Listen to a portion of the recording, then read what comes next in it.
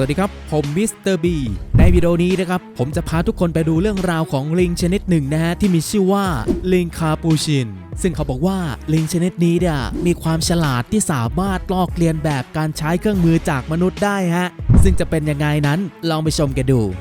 โดยลิงคาปูชินเนี่ยมีลักษณะเป็นสัตว์เลี้ยงลูกด้วยนมยุคใหม่จากแอฟริกาใต้มันกินทุกอย่างไม่เลือกและสามารถพบเห็นได้ตามป่าร้อนชื้นป่าไม้ผลัดใบหรือป่าไม้แห้งโดยลิงคาปูชินนะครับเป็นสัตว์สังคมพวกมันมักจะอยู่รวมกันเป็นฝูงตั้งแต่8 ถึง 15 ตัวและที่สำคัญนะครับหางของลิงคาปูชินนั้นมีความแข็งแรงมากจนสามารถใช้หางคว้าจับสิ่งของได้แทนมือเลยทีเดียวซึ่งความสามารถของมันนั้นทำให้ผู้คนต่างต้องอึ้งไปตามๆกันนะครับเพราะมีลิงคาปูชินในสวนสัตว์ตัวหนึ่งที่ดูฉลาดเป็นกรดโดยมันได้ใช้หินทุบกระจกกั้นกรงจนร้าวทั้งบานเลยทีเดียวและคลิปวิดีโอนี้ถูกถ่ายได้จากสวนสัตว์แห่งหนึ่งในมณฑลเหอหนานของประเทศจีนในวันที่ 20 สิงหาคม ปี 2019 ที่ผ่านมาซึ่งในตอนที่ถ่ายคลิปนั้นนะครับคนที่ถ่ายก็คงจะกะเก็บวิดีโอตอนที่มันกำลังเล่นซุกซนถือหินทุบกระจกอยู่พอเห็นว่ามันแปลกดีก็คงไม่คิดว่าจะมีอะไรเกิดขึ้นแต่ระหว่างที่ถ่ายวิดีโออยู่นั่นเองนะครับเจ้าลิงก็ใช้หินทุบกระจกจนร้าวไปทั้งบานเลยทีเดียวสร้างความประหลาดใจให้คนที่มาเที่ยวชมเป็นอย่างมากว่าเจ้าลิงตัวนี้ทำไมถึงทำพฤติกรรมเช่นนี้ได้โดยเจ้าลิงเองนะครับก็คงไม่คิดเหมือนกันว่าตัวเองจะทุบกระจกได้สำเร็จแต่พอกระจกนั้นแตกเท่านั้นแหละครับตัวมันเองก็ตกใจแล้วรีบวิ่งไปอยู่ด้านหลังของกรงแต่ก็ไม่วายวิ่งกลับมาเช็คดูว่ามันแตกละเอียดจริงหรือเปล่าซึ่งพิสูจน์ได้เลยนะว่าลิงตัวนี้เนี่ยฉลาดและเจ้าเล่ห์จริงๆแต่พวกมันก็ไม่ได้ฉลาดแบบนี้ทุกตัวนะฮะโดยเจ้าหน้าที่ทางสวนสัตว์เองก็เล่าว่าลิงตัวที่ใช้หินทุบกระจกนั้นฉลาดกว่าลิงตัวอื่นและที่สำคัญมันเป็นลิงตัวเดียวที่ใช้หินทุบวอลนัทกินในขณะที่ลิงตัวอื่นจะใช้ฟันกาดและในครั้งนี้นะครับพวกเขาได้ทำการตรวจสอบดูก็พบว่าหินก้อนที่มันใช้ทุบกระจกนั้นถูกเหลาให้แหลมด้วยโดยคาดว่ามันคงจะเอาหินไปเหลากับก้อนหินก้อนอื่นจนแหลมแล้วนำมาใช้ทุบกระจกจนแตกได้แบบนี้เรียกได้ว่าเป็นเรื่องราวที่น่าสนใจมากเลยนะฮะงั้นเรามาเจาะลึกกับเจ้าลิงคาปูชินกันดูนะครับว่าทำไมมันถึงมีพฤติกรรมเช่นนี้ได้ซึ่งจากรายงานในประเทศบราซิลระบุว่าลิงคาปูชินนะครับได้มีการรู้จักการใช้เครื่องมือหินหากินมานานกว่าราว700 ปีมาแล้วซึ่งเรื่องราวดังกล่าวนั้นถูกเปิดเผยโดยนักโบราณคดีจากมหาวิทยาลัยออกฟอร์ดที่ได้ศึกษาพฤติกรรมของพวกมันหลังพบว่าพวกมันใช้เครื่องมือหินลักษณะคล้ายทั่งและค้อนติดตัวไปด้วยในระหว่างออกไปหากินในป่ามะม่วงหิมพานต์จากนั้นนะครับมันก็จะใช้อาวุธดังกล่าวกระเทาะเปลือกมะม่วงหิมพานต์ออกก่อนที่จะกินเนื้อข้างใน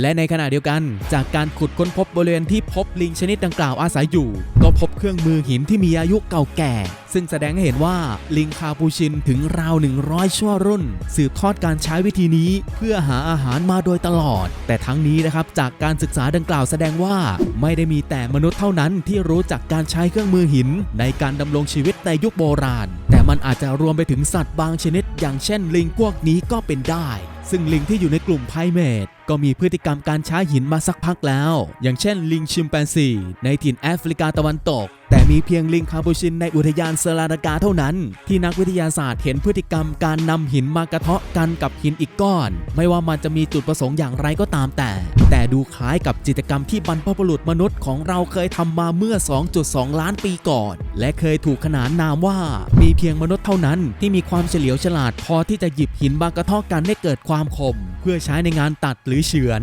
แล้วคำถามก็คือลิงคาปูชินนั้นกำลังจะสร้างมีดจากหินอยู่จริงๆหรือเปล่าซึ่งจากรายงานที่ตีพิมพ์ในวารสาร Nature ในปี 2016 สร้างความฮือฮาและหัวร้อนให้กับวงการโบราณคดีไม่น้อยเมื่อเอกสารวิจัยระบุว่าเครื่องมือหินของลิงคาปูชินนั้นนะครับมีความใกล้เคียงจนถือได้ว่าอยู่ในเกณฑ์เดียวกันกับเครื่องมือหินฝีมือมนุษย์สร้างขึ้นจนกลายเป็นประเด็นที่ถกเถียงร้อนแรงในวงการโบราณคดีและจุดประเด็นเรื่องต้นกำเนิดบรรพบุรุษของมนุษย์และไพรเมทขึ้นมาว่าเรามีจุดเปลี่ยนของสติปัญญาโดยการเริ่มสร้างเครื่องมือหินด้วยตัวเองอย่างไรโดยเครื่องมือราว111 ชิ้นที่คาดว่าเป็นฝีมือของลิงสายพันธุ์คาปูชินที่สร้างขึ้นซึ่งทีมนักวิจัยจึงวัดน้ำหนักและองศาแตกหักรวมไปถึงรอยบิ่นจนเกิดมุมแหลมอย่างประณีตและที่น่าทึ่งก็คือเครื่องมือหินรูปทรงคล้ายกับฝาหอยที่เกิดจากลิงคาปูชินในบราซิลพยายามกระเทาะซ้ำๆด้วยหินก้อนเดียวจนมีลักษณะคล้ายกับเครื่องมือมนุษย์ซึ่งเป็นสัญญาณของสติปัญญาและจุดกำเนิดของเครื่องมือที่คล่องแคล่วราวกับมนุษย์และมีความตระหนักรู้ถึงพื้นฐาน านในขณะที่ลิงชิมแปนซียังไม่สามารถทำเครื่องมือให้ได้รูปทรงที่สมบูรณ์ในลักษณะเช่นนี้ดังนั้นนะครับหากลิงในปัจจุบันมีศักยภาพประดิษฐ์เครื่องมือได้เช่นนี้เนี่ยก็อาจจะหมายความว่าลิงที่เคยมีชีวิตแต่สูญพันธุ์ไปแล้วในอดีตก็มีแนวโน้มจะทำเครื่องมือหินที่ประณีตได้เช่นกันซึ่งหากเป็นไปตามสมมติฐานพื้นฐานแบบนี้เนี่ยนักโบราณคดีจะต้องมานั่งนิยามบรรทัดฐานของเครื่องมือหินฝีมือมนุษย์เท่านั้นกันใหม่เพราะเมื่อพวกเขาพบเครื่องมือหินในธรรมชาติแล้วอะไรคือเส้นที่กั้นระหว่างเครื่องมือหินที่มนุษย์สร้างขึ้นและเครื่องมือหินที่ลิงสร้างขึ้นซึ่งแน่นอนนะครับว่าเสียงคัดค้านก็จะต้องมีโดยนักโบราณคดีอีกฝ่ายออกมาโต้แย้งสมมติฐานนั้นอย่างรวดเร็วเกินไปเพราะการสำรวจทางโบราณคดีจะมาเอาเรื่องหินอย่างเดียวที่ค้นพบมาสรุปด่วนเลยไม่ได้เพราะถ้าหากปราศจากหลักฐานทางฟอสซิลอื่นๆที่อยู่ในพื้นที่นั้นร่วมด้วยโดยทีมโต้ตอบนักโบราณคดีจากมหาวิทยาลัยไลเดนในเนเธอร์แลนด์จึงเขียนคอมเมนต์ลงในวารสารเนเจอร์เล่มถัดไปของการตีพิมพ์งานวิจัยเครื่องมือลิงคาปูชินโดยให้เหตุผลว่าพื้นที่ในการสำรวจในเชิงโบราณคดีนั้นต้องเห็นหลักฐานที่ลิงคาปูชินใช้เครื่องมือหินจนทิ้งร่องรอยไว้ในสภาพแวดล้อมอื่นๆด้วยอย่างเช่นการพยายามใช้เครื่องมือหินขุดต้นไม้เพื่อแสดงให้เห็นถึงการใช้งานเฉือนหรือตัดโดยในแหล่งขุดค้นพบทางโบราณคดีของมนุษย์ล้วนมีหลักฐานเหล่านี้ปรากฏอยู่ด้วยทั้งสิ้นดังนั้นการด่วนสรุปอย่างเร็วเกินไปว่าลิงคาปูชินนั้นสามารถที่จะทำเครื่องมือดังเช่นฝีมือมนุษย์สร้างขึ้นได้อาจจะมีน้ำหนักไม่เพียงพอและที่สำคัญลิงดูจะยังไม่มีแนวคิดที่จะเป็นเจ้าของกับวัตถุที่มันสร้างขึ้นไม่มีการใช้เครื่องมือซ้ำเหมือนกับมนุษย์แต่อย่างไรก็ตามนะครับแม้มนุษย์จะถูกลิงพยายามเทียบชั้นแต่ก็ไม่ได้หมายความว่าเครื่องมือของมนุษย์จะหมดเสน่ห์ลงแต่อย่างใดมันยังคงน่าตื่นตาตื่นใจเสมอก่อนที่จะพัฒนาอย่างสม่ำเสมอและเห็นวิวัฒนาการที่ค่อยๆต่อยอดขึ้นไปเรื่อยๆแม้เราจะออกสำรวจดาวอังคารหรือรอบโลกนอกห้วงกาแล็กซี่อันไกลโพ้นเราก็ยังคงต้องการคำตอบจากอดีตอยู่วันยังค่ำยิ่งเราสำรวจจุดกำเนิดของความคิดริเริ่มและหัวใจของการสร้างสรรค์ของเราได้มากเท่าไหร่เนี่ยเราก็จะยิ่งเห็นความมหัศจรรย์ของตัวเองมากยิ่งขึ้นและความคิดสร้างสรรค์ก็เหมือนกับพรประทานจากฟ้าแต่แล้วในที่สุดนะครับมันก็ขึ้นอยู่กับว่าทุกคนจะใช้มันอย่างไรเท่านั้นเองและอีกอย่างหนึ่งที่ผมจะพูดถึงเกี่ยวกับลิงคาปูชินนั้นก็คือลิงคาปูชินเพศเมียนะครับเรียกได้ว่าเป็นลิงที่มีพฤติกรรมที่แปลก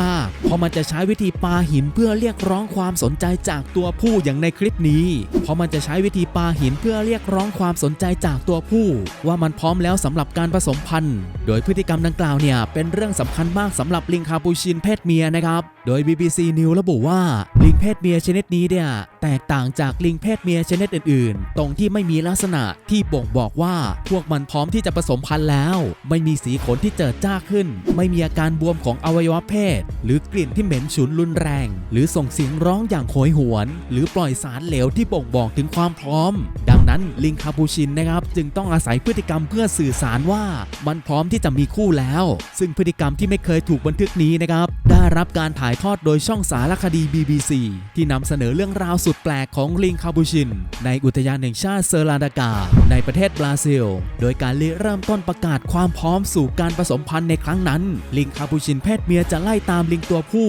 แล้วมันก็จะใช้หินปาไปยังตัวผู้เป้าหมายแต่แทนที่จะทำให้เกิดความฉุนเฉียวในลิงตัวผู้แต่มันกลับได้รับความชื่นชอบมาแทนโดยผู้เชี่ยวชาญเปรียบเทียบว่ามันคล้ายกับลิงชนิดอื่นๆที่รอให้อวัยวะเพศของลิงตัวเมียบวมหรือเป็นสีแดงเพื่อแสดงถึงความพร้อมในการผสมพันธุ์แต่ลิงคาปูชินจะรอให้ลิงตัวเมียแสดงพฤติกรรมอันบ่งบอกถึงความพร้อมออกมาและทั้งนี้นะครับนักชีววิทยากำลังศึกษาพฤติกรรมเฉพาะตัวแบบนี้ว่ามันได้แพร่กระจายออกไปจนกลายเป็นธรรมเนียมของฝูงลิงหรือไม่แต่พวกเขาก็ได้อธิบายนะครับว่าพฤติกรรมที่เห็นเนี่ยเป็นลักษณะของลิงที่พบได้ในอุทยานแห่งชาติเซอร์ลาดากาเท่านั้นและดูเหมือนว่ายังไม่มีการถ่ายทอดพฤติกรรมนี้ไปยังลิงฝูงอื่นๆเนื่องจากลิงเพศเมียจะใช้เวลาทั้งชีวิตอยู่ในฝูงเดิมและจะมีแต่ลิงเพศผู้เท่านั้นที่ย้ายฝูงไปมาเรียกได้ว่าลิงสายพันธุ์นี้นะครับฉลาดและแปลกมากๆเลยทีเดียว